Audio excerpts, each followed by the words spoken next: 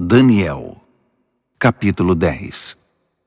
No terceiro ano do reinado de Ciro, rei da Pérsia, uma mensagem veio a Daniel, cujo nome babilônico era Beltesazar. A mensagem era verdadeira e falava de uma grande guerra. Ele entendeu, pois seu significado veio por revelação.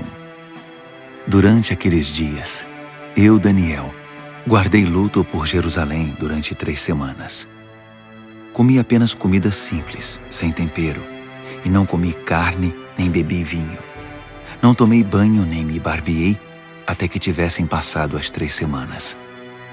No dia 24 do primeiro mês, eu estava de pé diante do grande rio, o Tigre. Levantei os olhos e, para minha surpresa, vi um homem vestido de linho, com um cinto de ouro puro na cintura.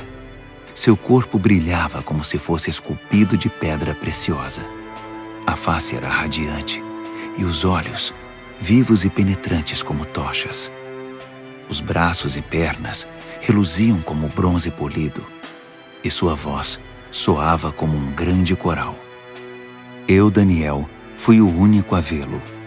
Os homens que estavam comigo, embora não estivessem vendo, foram tomados de medo e correram para se esconder, temendo o pior.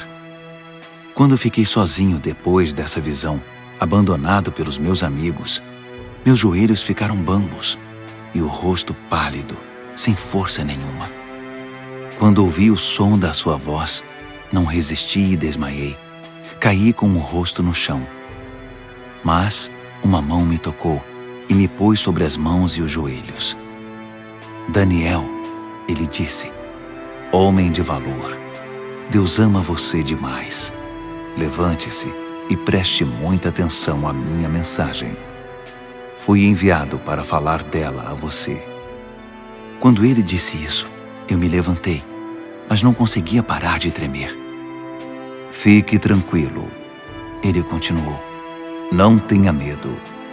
Quando você decidiu se humilhar para receber entendimento, sua oração foi ouvida, e eu me dispus a vir até aqui. Mas fui impedido pelo anjo, que é o príncipe do reino da Pérsia, e isso me atrasou por 3 semanas. Mas Miguel, um dos anjos supremos, veio em meu socorro e ficou ali com o anjo, que é o príncipe da Pérsia. Estou aqui para ajudar você a entender o que vai acontecer com seu povo, pois a visão fala do futuro. Enquanto ele falava, fiquei só olhando para o chão. Não conseguia dizer nada. E fui surpreendido por algo parecido com uma mão humana que me tocou os lábios. Então abri a boca e comecei a falar. Quando vi, fiquei apavorado. Minhas pernas ficaram bambas. Eu não conseguia me mexer. Como é possível que eu, um humilde servo, fale com alguém como o Senhor? Estou completamente paralisado.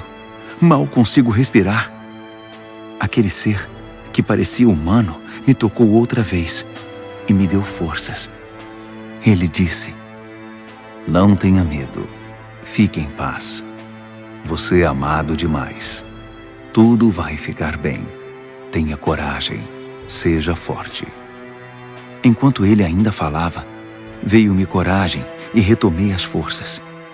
Então eu disse, pode falar, porque o Senhor me deu forças.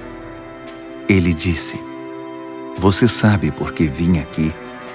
Preciso voltar para lutar contra o anjo que é o príncipe da Pérsia. E depois que eu o tirar do caminho, chegará o anjo que é o príncipe da Grécia. Mas antes deixe-me contar a você o que está escrito no livro da verdade. Ninguém me ajuda na minha luta contra esses seres, a não ser Miguel, o anjo, que é o príncipe de vocês. Daniel, capítulo 11. Eu tenho ajudado da melhor maneira possível, desde o primeiro ano do reinado de Dario, rei dos Medos. Mas agora deixe-me dizer como estão as coisas. Outros 3 reis da Pérsia aparecerão, e depois deles um 4º rei, que será muito mais rico que os outros. Quando ele achar que já tem poder suficiente, ganho com sua riqueza, declarará guerra contra o reino da Grécia. Nesse momento, aparecerá um rei poderoso, que dominará um enorme território e conduzirá tudo como bem entender. Mas no auge do seu poder, quando tudo estiver aparentemente bem, seu reino se dividirá em 4 partes: norte, sul, leste e oeste. Mas seus herdeiros não receberão nada. Não haverá continuidade do poder, pois outros o tomarão. Em seguida, o rei do sul se fortalecerá, mas um dos seus príncipes será mais forte que ele e governará um território ainda maior. Depois de alguns anos, os dois se tornarão aliados, e a filha do rei do sul se casará com o rei do norte para consolidar o acordo. Mas a influência dela enfraquecerá e seu filho não sobreviverá. Ela, seus servos, seu filho e seu marido serão traídos.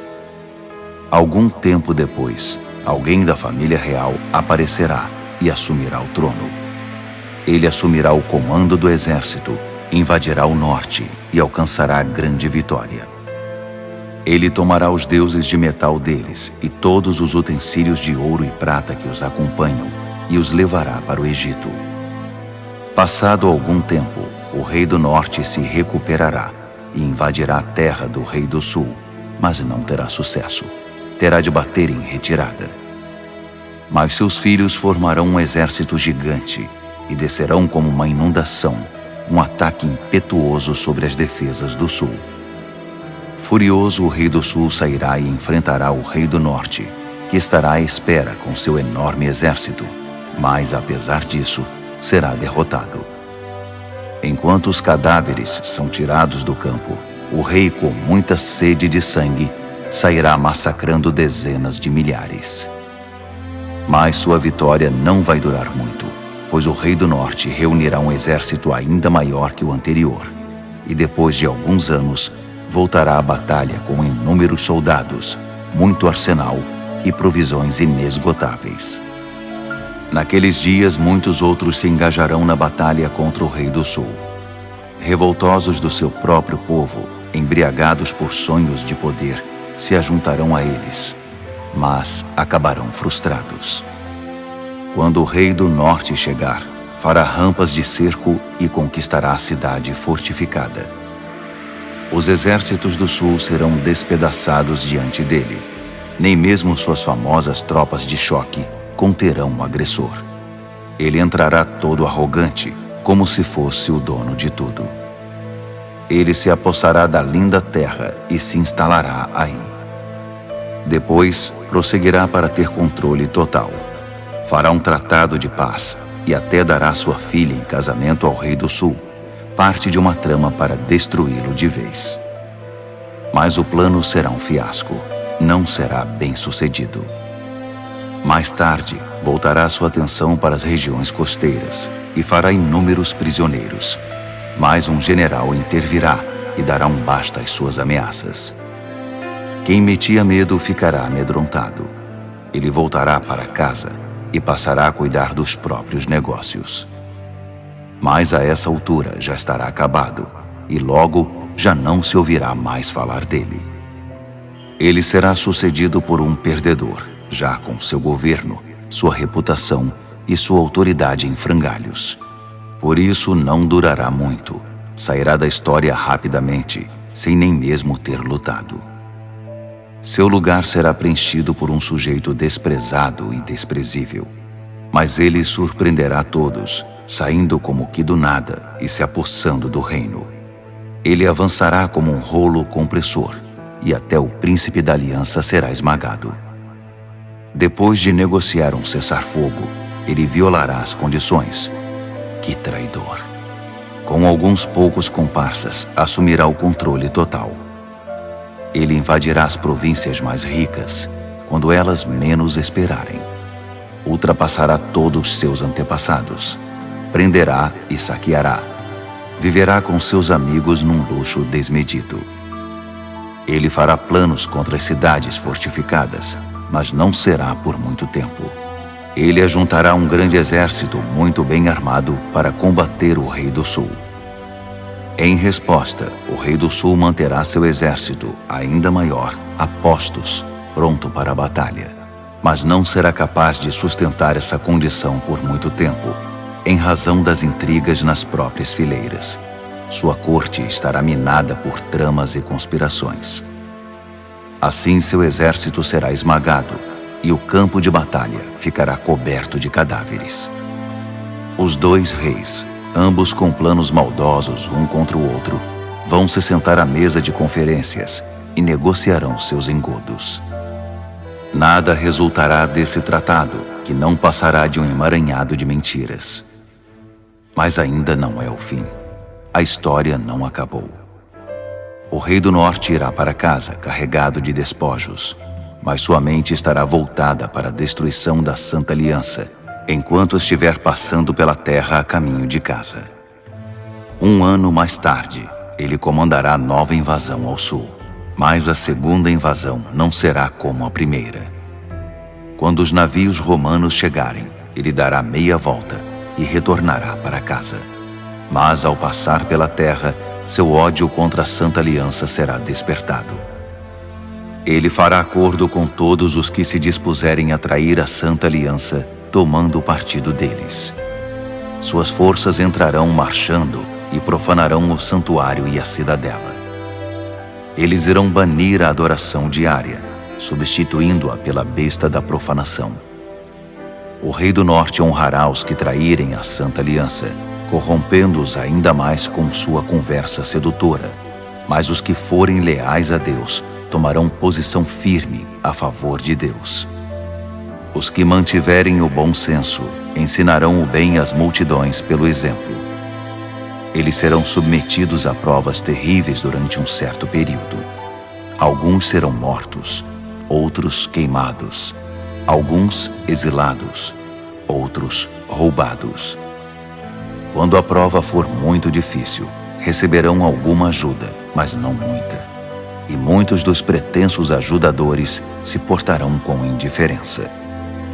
A provação refinará e purificará os que mantiverem o bom senso e permanecerem leais, porque há ainda mais por vir.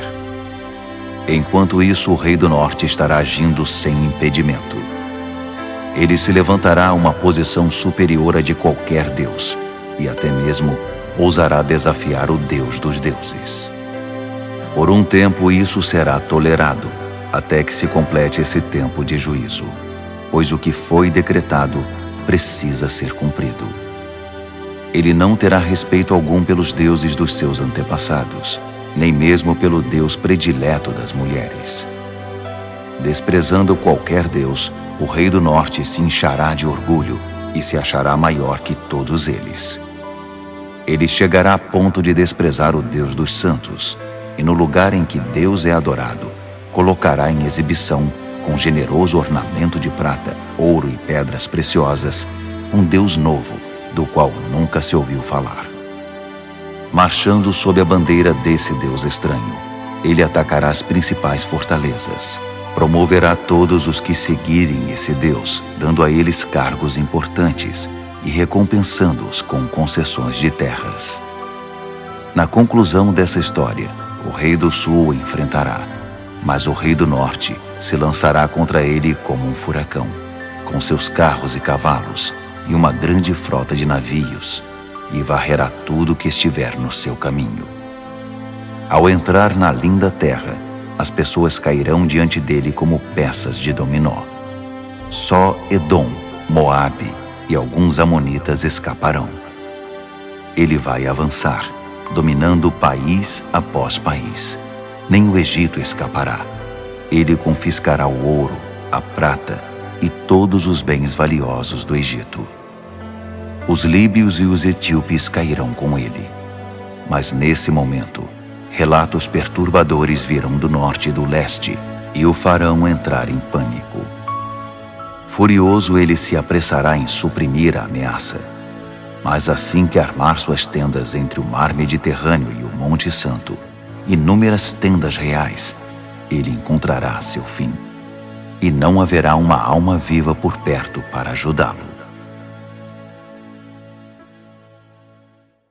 Daniel, capítulo 12.